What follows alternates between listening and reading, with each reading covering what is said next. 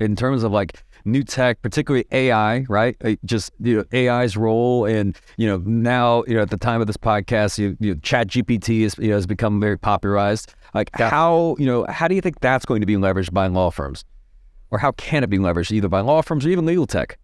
ChatGPT is very interesting. Sam Altman is a true futurist, the founder of it. I've spent a lot of time on ChatGPT already and tried to understand it.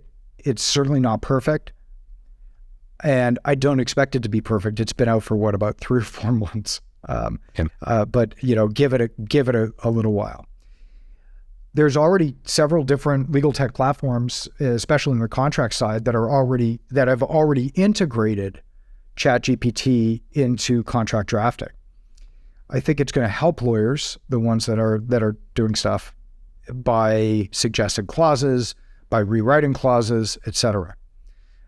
But I also think it's going to change the way we approach the work.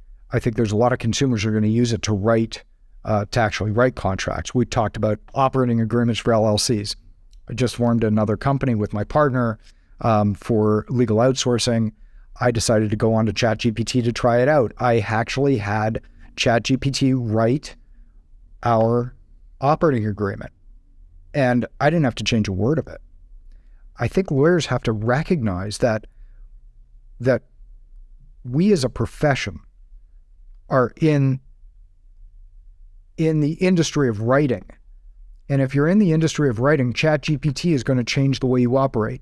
If you're a marketer and you haven't realized that you don't need to write blogs anymore, that ChatGPT can write a better blog for you than you can, then you're just living in the woods. The new jobs are not necessarily writing the contract. The new job is learning how to operate AI. Mm-hmm. Yeah, I had a colleague of mine, Leroy Weinstein. He actually he shared. I want to give him proper attribution. He said that you're not going to be replaced by AI. You're going to be replaced by a person using AI, right? That's and right. It's someone leveraging it appropriately. Yeah. So yes. It's interesting in the sense that I think sometimes people, when they hear about AI, ChatGPT, they think, oh man, I'm going to be out of a job. But really, if you really dig into these platforms, if you use them, you have an opportunity to see that, wow, this is an opportunity to gain leverage, right? This is an opportunity to do things more efficiently. Now, all my team members can have AI assistants and be able to work more effectively and more productively. I mean, I don't know that ChatGPT is a replacement for just being able to provide effective legal services, but at the same time, if what you can do can be solved with just one prompt, then maybe it is time to kind of reevaluate the value that you're providing. Yes, that's absolutely right.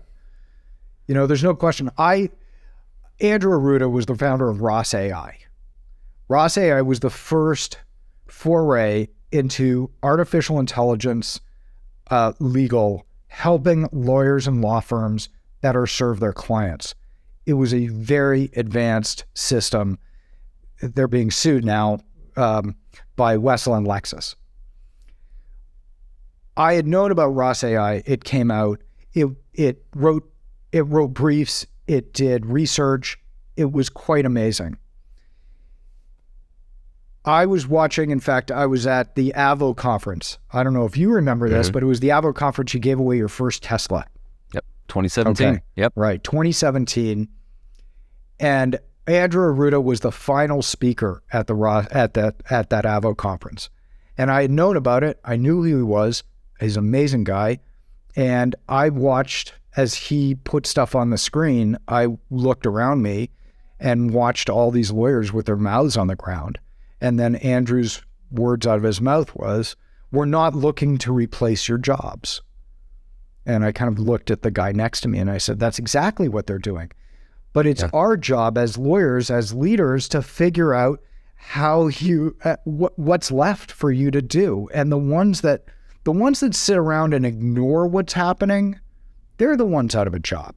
The ones who are ready to adapt and to think and to embrace it, they're the ones who are going to grow bigger than ever.